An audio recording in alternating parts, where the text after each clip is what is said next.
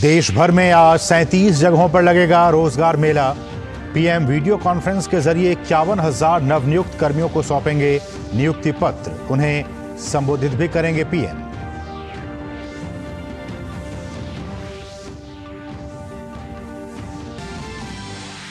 आज से 3 दिन के मध्य प्रदेश दौरे पर गृह मंत्री अमित शाह छिंदवाड़ा में भरेंगे चुनावी हुंकार। दामोह में होगी प्रियंका गांधी की रैली। मिजोरम के तुईचावंग में प्रचार करेंगे बीजेपी अध्यक्ष जेपी नड्डा।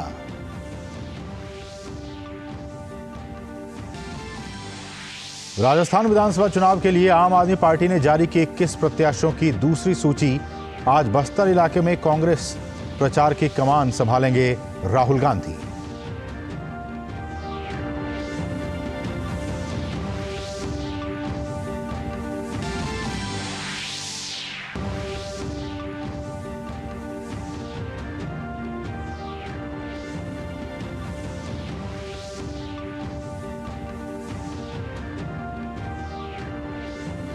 और दिल्ली एनसीआर में लगातार बढ़ रहा है वायु प्रदूषण का स्तर। गाजा में जारी हवाई हमलों के बीच यूएन महासभा में पारित हुआ मानवीय आधार पर संघर्ष विराम का प्रस्ताव। 120 देशों ने किया इसका समर्थन।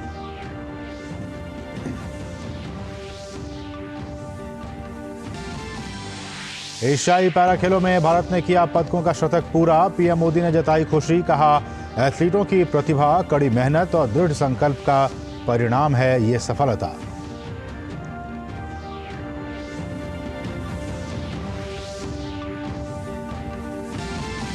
और क्रिकेट वर्ल्ड कप में आज खेले जाएंगे 2 मुकाबले। धर्मशाला में ऑस्ट्रेलिया न्यूजीलैंड और ईडन गार्डन्स में नीदरलैंड बांग्लादेश के बीच होगी भिड़ंत।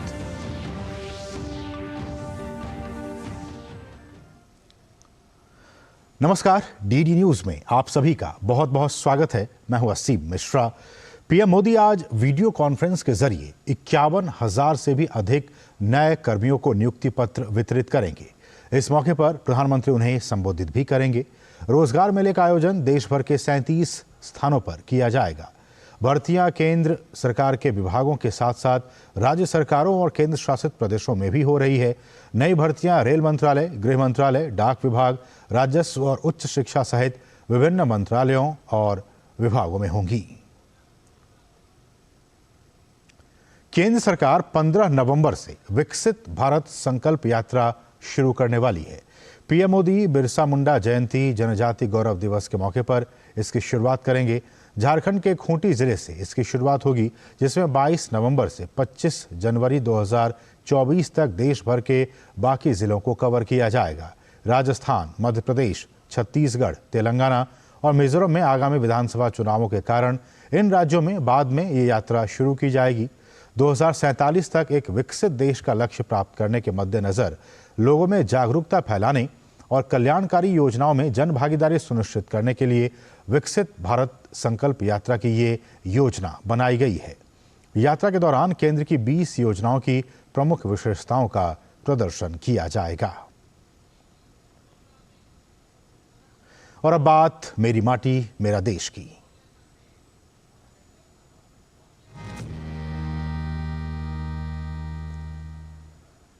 केंद्रीय मंत्री धर्मेंद्र प्रधान अमृत कलश यात्रा के तहत भुवनेश्वर में निकाली गई पदयात्रा में शामिल हुए। यात्रा में शहर के हजारों लोग शामिल हुए। यात्रा में सांसद अपराजिता सारंगी और बीजेपी का अन्य वरिष्ठ नेता भी शामिल हुए।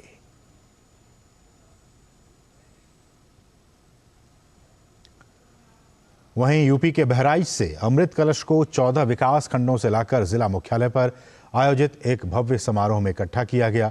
एकत्रित किए गए 23 अमृत कलशों को सुसज्जित वाहन में रखकर स्वयंसेवकों के साथ सांसद अक्षयवर लाल गौड़ और जिलाधिकारी मोनिका रानी सहित समस्त विधायकगण और अधिकारियों ने अमृत कलश यात्रा को झंडी दिखाकर लखनऊ के लिए रवाना किया।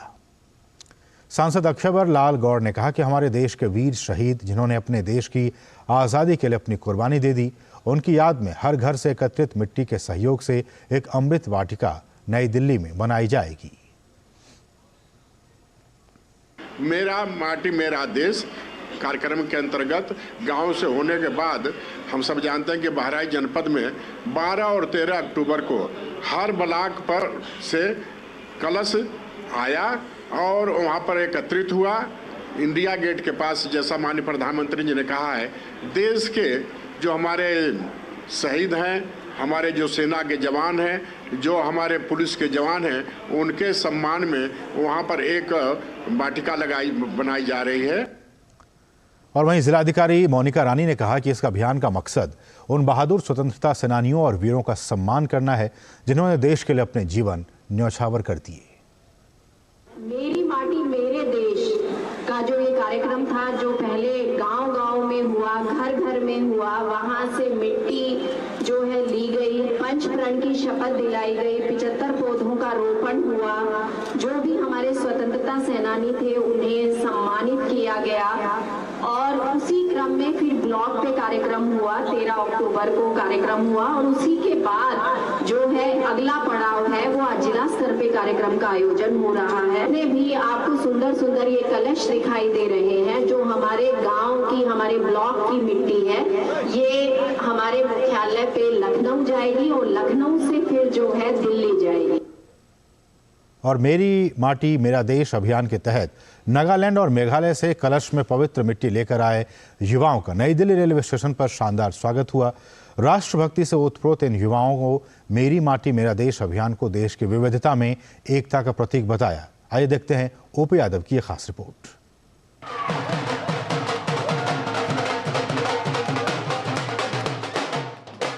ढोल नगाड़ों की थाप के साथ राष्ट्रीयता से ओतप्रोत जोशीले नारों के जय घोष का ये विहंगम नजारा है नई दिल्ली रेलवे स्टेशन पर मेरी माटी मेरा देश अभियान के क्रम में राजधानी एक्सप्रेस के जरिए पूर्वोत्तर राज्यों से अमृत कलश लेकर आए युवाओं के भव्य स्वागत सत्कार का। नागालैंड से 99 और मेघालय से 57 जगह की मिट्टी को अमृत कलश में लेकर आए इन युवाओं ने कहा कि पूर्वोत्तर की ये पवित्र मिट्टी देश की राष्ट्रीय अस्मिता की प्रतीक है। देश की एकता के लिए किया जा रहा यह अविस्मरणीय पल हमें जीवन पर्यंत याद रहेगा। ये मिट्टी लाया हम लोग मेघालय स्टेट से। ये मिट्टी यहाँ जो है ये 55 ब्लॉक और 6000 प्लस विलेजेस से है। हम लोग मेघालय से आया है, यहाँ आके हम बहुत अच्छा लग रहा है। नागालैंड से आया है, अच्छा लग रहा है, बहुत अच्छा लग रहा है। We are happy to come here because of the मेरी मिट्टी मेरा देश प्रोग्राम। अच्छा लग रहा है, बहुत मजा लग रहा है। मैं नागालैंड से आया है, मिट्टी लाया है। बहुत शुक्रिया देना चाहता हूँ कि हम लोग को अपॉर्चुनिटी दिया हुआ। मेरी माटी मेरा देश कार्यक्रम में मौजूद पूर्वोत्तर राज्यों के अधिकारियों ने अमृत कलश यात्रा के पवित्र कार्यक्रम के लिए केंद्र सरकार की तारीफ की। ये प्रोग्राम बहुत खुश के बाद है। ये गाँव लोगों को मेट्रोपॉलिटन सिटीज देखने के लिए दे रहा है। ये भारत सरकार ये अच्छा काम कर रहे हैं। ये बहुत देश यूनिटी के लिए बहुत अच्छा है। पहले बार इसे मौका सारे देश में मिल रहा है। उसी का फायदा अभी नागालैंड में भी वो लेके आ रहा है। मेरी माटी मेरा देश अभियान को साकार करने के लिए नई दिल्ली रेलवे स्टेशन पहुंचे दिल्ली वासियों ने भी पूर्वोत्तर के युवाओं का शानदार स्वागत किया। नरेंद्र मोदी जी ने एक ऐसा कार्यक्रम आयोजित किया है, ऐसा कार्यक्रम बनाया है जिसके तहत घर घर से मिट्टी इकट्ठी करके उन शहीदों की याद में जो भारत के लिए जिन्होंने बॉर्डर पे अपनी जान गंवाई है, उन शहीदों के लिए माटी एकत्र की है। मेरी माटी मतलब हर घर से मिट्टी और चावल लेके एक स्मारक दिल्ली के इंडिया गेट स्मारक बनाया जाएगा, उसमें सबका योगदान रहेगा। जो ये हमारे ऑल ओवर इंडिया से हमारे सभी भाई बहन आ रहे हैं और इनको देख के हमें ऐसा लग रहा है कि एक पूरे देश में ना ये हम लोग एक हो चुके हैं।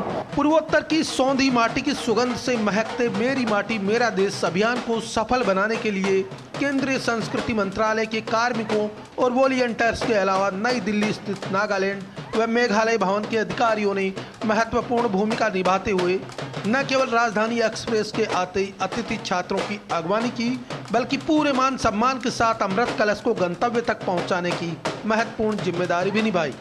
प्रधानमंत्री नरेंद्र मोदी के मेरी माटी मेरा देश अभियान के तहत नागालैंड और मेघालय के युवा नई दिल्ली में अमृत कलश लेकर आए हैं। इन युवाओं की इस पहल से एक और जहां देश में राष्ट्रीयता की भावना जगाने का काम हो रहा है, वहीं दूसरी ओर एक भारत श्रेष्ठ भारत की संकल्पना को सच्चे मायनों में साकार करने का प्रयास भी हो रहा है।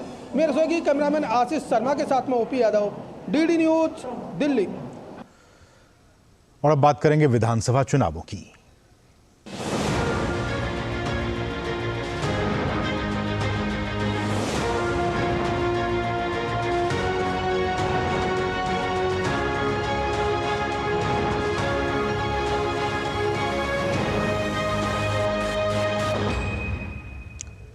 बीजेपी के वरिष्ठ नेता और केंद्रीय मंत्री अमित शाह आज से 3 दिनों के दौरे पर मध्य प्रदेश में होंगे।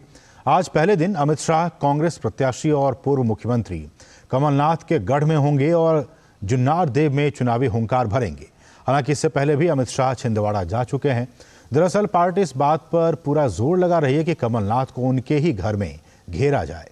इसके बाद अमित शाह जबलपुर, भोपाल और नर्मदापुरम संभाग के बीजेपी कार्यकर्ताओं की बैठक में हिस्सा लेंगे। कहा जा रहा है कि अमित शाह इस बैठक के जरिए कार्यकर्ताओं से फीडबैक भी लेंगे और कुछ सवाल जवाब भी करेंगे। मध्य प्रदेश में 17 नवंबर को वोट डाले जाएंगे और 3 दिसंबर को मतों की गिनती होगी।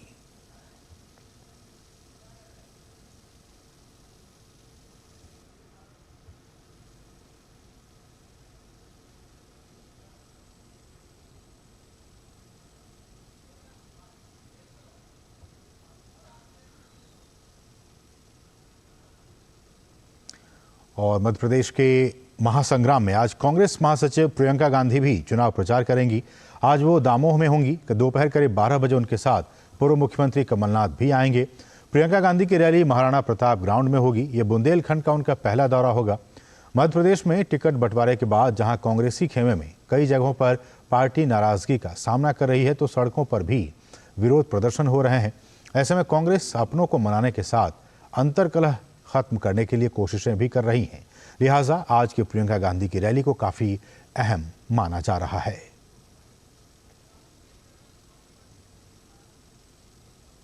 वहीं मिजोरम में बीजेपी ने इस बार होने वाले विधानसभा चुनाव के लिए पूरी ताकत झोंक दी है।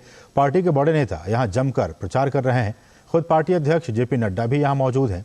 बीजेपी का संकल्प पत्र जारी करने के बाद नड्डा आज तुईचावंग में एक चुनावी सभा करेंगे। यहां पार्टी नेताओं के साथ बैठक के जरिए चुनावी तैयारियों का वो जायजा भी लेंगे। मिजोरम में 40 सीटों के लिए 7 नवंबर को मतदान होना है।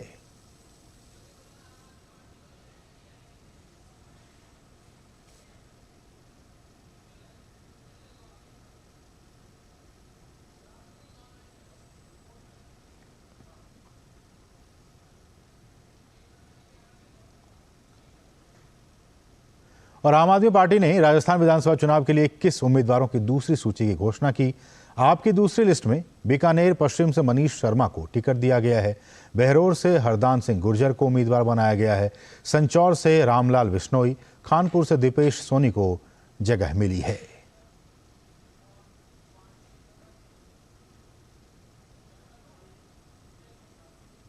और वहीं कांग्रेस नेता राहुल गांधी छत्तीसगढ़ में आज से 2 दिनों तक छत्तीसगढ़ के वो दौरे पर रहेंगे, जहां वो एक के बाद एक कई चुनावी रैली करेंगे। आज राहुल गांधी बस्तर संभाग में होंगे, जहां कांकेर जिले के भानु प्रतापपुर और कोंडागांव के फरस गांव में कांग्रेस प्रत्याशियों के लिए वोट मांगेंगे। इसके बाद कल राजनांदगांव और करवधा निर्वाचन क्षेत्रों में प्रचार करेंगे। छत्तीसगढ़ में 7 नवंबर को पहले चरण में 20 सीटों पर मतदान होगा। बाकी 70 निर्वाचन क्षेत्रों में 17 नवंबर को दूसरे चरण में मतदान होगा। वोटों की गिनती 3 दिसंबर को होगी। और 5 राज्यों के विधानसभा चुनाव के साथ ही कांग्रेस नेतृत्व अपनी हिंदू छवि को प्रचारित करने लगा है। मंदिरों में दर्शन के साथ ही पूजा और आरती के वीडियो जारी किए जा रहे हैं। लेकिन कांग्रेस के गठबंधन सहयोगी डीएमके, सपा और आरजेडी के नेता बार बार सनातन का अपमान कर रहे हैं, मगर कांग्रेस सनातन के अपमान पर खामोश है। ऐसे में बीजेपी ये सवाल पूछ रही है कि क्या कांग्रेस नेताओं की हिंदू छवि महज चुनावी दिखावा है।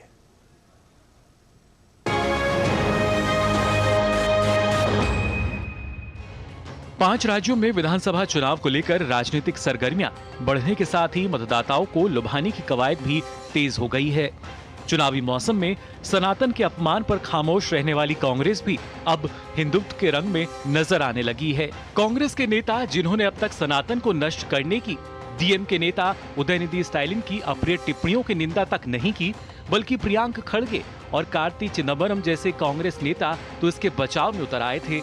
आज उसी कांग्रेस पार्टी के नेता हर दिन मंदिरों में दर्शन के साथ ही पूजा और आरती के वीडियो जारी कर रहे हैं। ऐसे में बीजेपी सवाल उठा रही है कि क्या कांग्रेस सिर्फ चुनावी लाभ के लिए हिंदुत्व के रंग में नजर आ रही है। लगातार हिंदुओं पर प्रहार करने वाली कांग्रेस पार्टी जब चुनाव आते हैं तो हिंदुओं को आकर्षित करने के लिए, उनके वोटों को हथियाने के लिए नकली हिंदू बनती है। तो कभी राहुल गांधी जनेऊ धारण कर लेते हैं, तो कभी मंदिर जाते हुए सिर्फ चुनाव में दिखते हैं। जैसे ही चुनाव हो जाते हैं, चाहे हिंदू धार्मिक त्योहार हो या संस्कृति की बात हो, लगातार कांग्रेस पार्टी प्रहार करती नजर आती है। इतना ही नहीं, गठबंधन सहयोगी डीएमके, सपा और आरजेडी के नेताओं ने कई बार बहुसंख्यक भावनाओं का अपमान करने की कोशिश की। अब डीएमके नेता टीकेएस एलगोवान ने हिंदू धर्म पर टिप्पणी कर नए विवाद को हवा दे दी है। उन्होंने श्री राम को मिथक और रामायण को साहित्य बताते हुए इतिहास को पौराणिक कथाओं में बदलने का प्रयास बताया। Ram's birth is mythology. It's a story of Mahabharata or Ramayana. It's a story from Ramayana. It's a literature. So they want to replace history with mythology. सनातन धर्म और हिंदू धर्म ग्रंथों को लेकर अनारगल बयानबाजी करने वाले सपा नेता स्वामी प्रसाद मौर्य ने अब साधु संतों को लेकर विवादित बयान दिया है। तो रामचरितमानस पर सवाल उठा चुकी आरजेडी के एक अन्य विधायक ने अब हिंदू देवी देवताओं को लेकर अपमानजनक टिप्पणी की है। आरजेडी विधायक फतेह बहादुर सिंह ने मां दुर्गा को काल्पनिक बताया है। काल्पनिक, एक काल्पनिक कहानी है। दुर्गा उस कहानी का एक पात्र है। बीजेपी पूछ रही है कि कांग्रेस को राम मंदिर के मुद्दे पर और राजद, द्रमुक और सपा जैसे सहयोगियों की टिप्पणियों पर अपना रुख साफ करना चाहिए। गठबंधन दलों के नेताओं की विवादित टिप्पणियों पर बीजेपी प्रवक्ता अजय आलोक ने कहा कि जिस तरह के बीते 10 सालों में हिंदू धर्म की भावना पूरे देश में फैली है, उससे ये डर चुके हैं। ये एक सोची समझी स्ट्रैटेजी का एस्टैब्लिश हिस्सा है कि हिंदू धर्म को बदनाम करो, हिंदू धर्म को डिमीन करो, हिंदू धर्म में लोगों का विश्वास कम करो। ये एक प्लान्ड ऑर्गेनाइज स्ट्रैटेजी है जो अगले 10 साल तक चलने वाली है। ये जानबूझ के ऐसा कर रहे हैं और इसमें इनका बस एक फायदा है कि हिंदू धर्म में लोगों की आस्था कमजोर करो, क्योंकि ये डर चुके हैं कि पिछले 10 वर्षों में जो एक हिंदू धर्म की सेंटिमेंट पूरे देश में फैली है, उससे इनको डर लगता है। मौसम चुनाव का है तो मध्य प्रदेश कांग्रेस अध्यक्ष कमलनाथ को भी अब राम याद आ गए हैं और राम मंदिर निर्माण पर खुशी जता रहे हैं। ये हमारे देश के हर व्यक्ति का मंदिर है, हमारे सनातन धर्म का एक बहुत बड़ा प्रतीक है और मुझे बड़ी खुशी है कि राम मंदिर अंत में बन रहा है। ये वही कांग्रेस है जो भगवान श्री राम को काल्पनिक बताती है और गलबैयां ऐसे दलों के साथ करती है जो सनातन को एड्स की संज्ञा देते हैं। नक्सलवाद का गढ़ कहे जाने वाले छत्तीसगढ़ के बस्तर में अब धर्मांतरण की आग जल रही है। बीजेपी और स्थानीय लोगों का कहना है कि भूपेश बघेल सरकार के दौरान बस्तर इलाके में धर्मांतरण के मामले बढ़े हैं। वहीं राजस्थान में अशोक गहलोत के कार्यकाल के दौरान तुष्टीकरण की सारी हदें पार हो गईं। बीजेपी ने आरोप लगाया कि कांग्रेस सरकार की कमजोर पैरवी के चलते ही जयपुर बम ब्लास्ट के अपराधी छूट गए। ऐसे में बड़ा सवाल है कि क्या कांग्रेस नेताओं की हिंदू छवि महज चुनावी दिखावा है। ब्यूरो इनपुट के साथ डीडी न्यूज के लिए दिल्ली से शैलेंद्र मिश्र और भोपाल से आदित्य श्रीवास्तव की रिपोर्ट।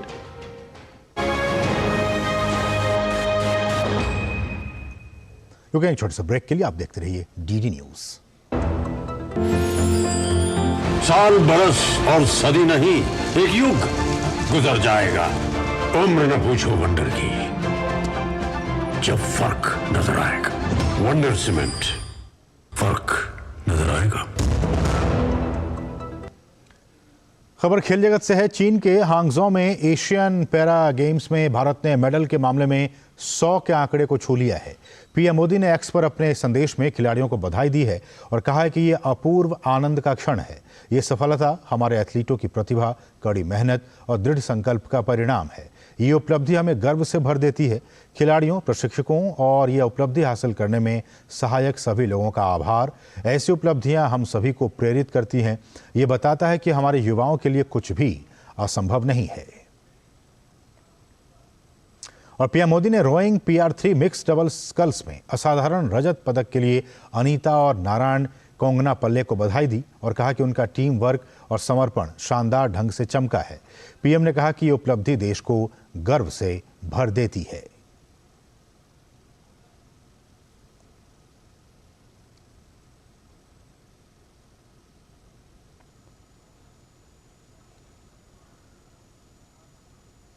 और वहीं पुरुष शतरंज B1 श्रेणी टीम में स्वर्ण पदक जीतने के लिए दर्पण ईनानी, सौंदर्य प्रधान और अश्विन को पीएम ने बधाई दी और कहा कि उनके कौशल और समर्पण पर गर्व है।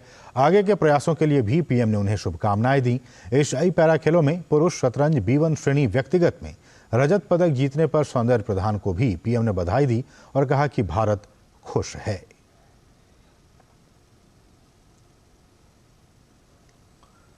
तो एशियाई पैरा खेलों में पुरुष शतरंज B1 श्रेणी व्यक्तिगत में रजत पदक जीतने पर पीएम ने बधाई दी।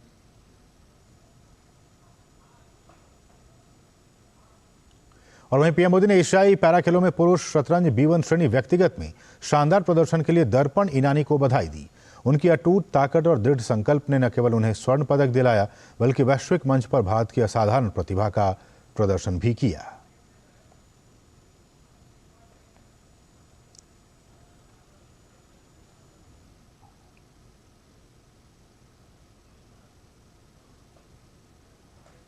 रुकें एक और छोटे से ब्रेक के लिए। आप देखते रहिए डीडी न्यूज। साल, बरस और सदी नहीं, एक युग गुजर जाएगा। उम्र न पूछो वंडर की, जब फर्क नजर आएगा। वंडर सीमेंट, फर्क नजर आएगा। और डीडी न्यूज हर रविवार रात 9:30 बजे प्रसारित विशेष श्रृंखला हमारे पद्म के माध्यम से दर्शकों को इनकी प्रेरणादायक उपलब्धियों से रूबरू करा रहा है। आज हम आपको बता रहे हैं अवधी हिंदी लोक साहित्य की जानी मानी लेखिका डॉक्टर विद्या बिंदु सिंह के बारे में, जिन्होंने अवधी लोक साहित्य के सृजन प्रसार में अहम योगदान दिया है। इनके हिंदी और अवधी भाषा में 118 रचनाएं प्रकाशित हो चुकी हैं। आप इस खबर को देखिए और हमें दीजिए अनुमति। नमस्कार।